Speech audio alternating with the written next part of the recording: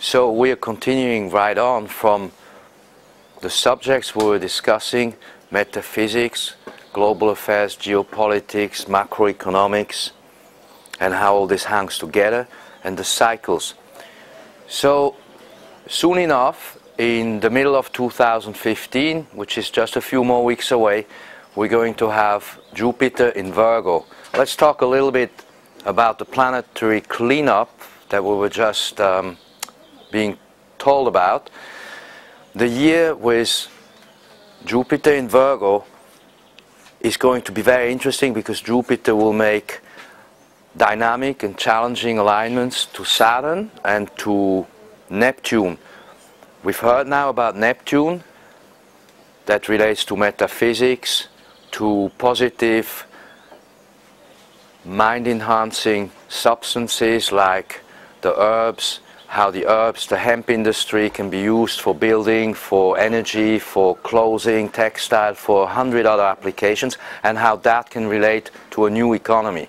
A green economy that can make trillions for the whole planet and can actually bring prosperity. So the green plant is prosperity, and in Pisces, Neptune ruling Pisces opposite Jupiter in Virgo, and Virgo and Jupiter, also the old ruler of Pisces, there's a clear connection there which could be translated in fact as shared prosperity. So where did we hear this word before? Shared prosperity is a key word that the Greek Minister of Finance, Varoufakis, has now mentioned several times when he is in negotiations with the suits in Brussels. So the suits there, they don't understand shared prosperity. They only understand central command, hierarchical control economy. So to sum up, we're moving eventually, not in 2016 right away, but perhaps in 2021, into a different kind of economy, which will be no longer perhaps a central command, hierarchical economy, but actually a globally shared economy, shared prosperity, where everybody does well.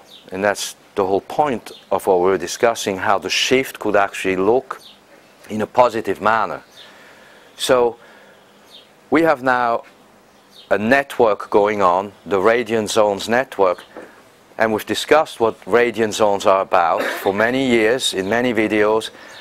And radiant zones are centers of self-help and of self-education, and when we network them, we begin to have a shared self-education, self-help, and so on. Uranus in Aries is of course also the breakthrough of the self. Like Krishnamurti said, basically figure it out for yourself. So here we go now into 2016-17, still with Saturn in Sagittarius, opening up all these boundaries in a positive way. Saturn is sometimes looked at as a complicated, more difficult planet, but is actually a great teacher and help and brings huge rewards. So I'm repeatedly saying that we see that by 2021 we should actually within a few years, 5-6 years, break through to a whole different paradigm, which leads us then further on, which we have discussed now, to 2045, more or less, 44, 47, when we will then have Uranus in Virgo again. We've heard now Virgo, Pisces, opposite Pluto in Pisces. I'm mentioning these things also in context with the massive eclipse that we had, the equinox eclipse in spring of 2015, because we have to see these checkpoints both in space and time as related. So when you have an eclipse of the magnitude we had in spring 2015 on the alpha omega point, 30 degrees Pisces, 1st degree Aries, so you can look at what happens past, present and future, because it's all one, past, present, future is one line.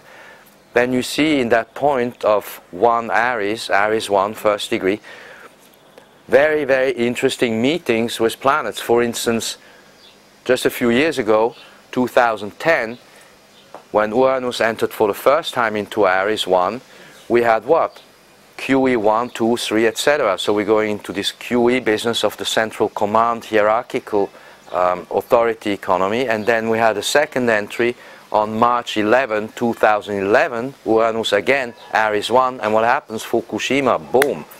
So you see Uranus and the planets can be very positive stuff, can be very challenging things that relate to the economy via ecology.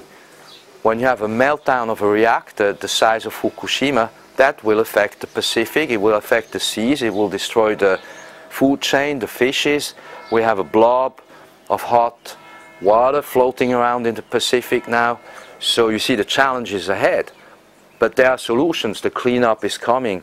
I'm always saying the Earth is going to teach mankind actually the way out of the problem mankind has created.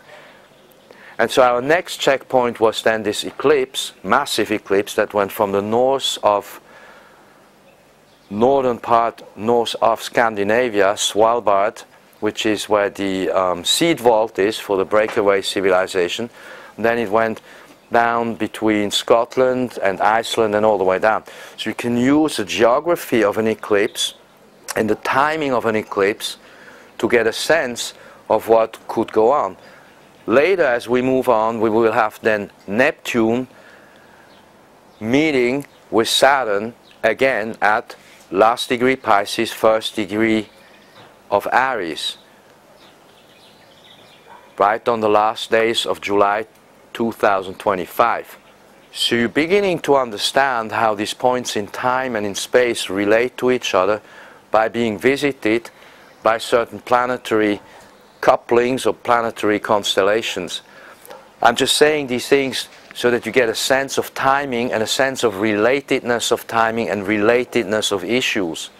So we mentioned the ecological issues that relate to the economy, because when you have an ecological event of the magnitude of Fukushima, that immediately impacts the economy not only of Japan but potentially of bigger parts of the Western world. And when you see Neptune and Saturn meeting in about 10 years from now, in 2025, you can think about what we heard. What does Neptune stand for and what does Saturn stand for? So Saturn and Neptune, they kind of work a bit at cross purposes of each other, but when they meet, there's potentially a fantastic opportunity. So Mr. Merriman has been explaining to us that his studies in statistics and mathematics of time are showing that there is a correlation between Neptune-Saturn alignments on the one hand and interest rates and gold on the other hand. So you kind of begin to see how all these subjects relate to each other.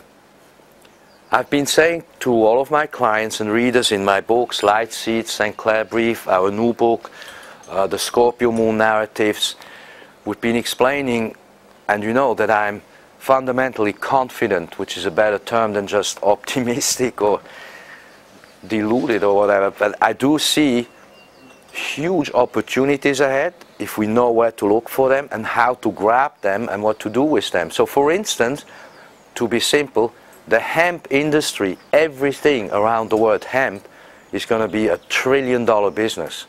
So you can think for yourself how you could get involved into this in a legal, professional and constructive manner. That's one example. Other examples would be new energies, new technologies which are available.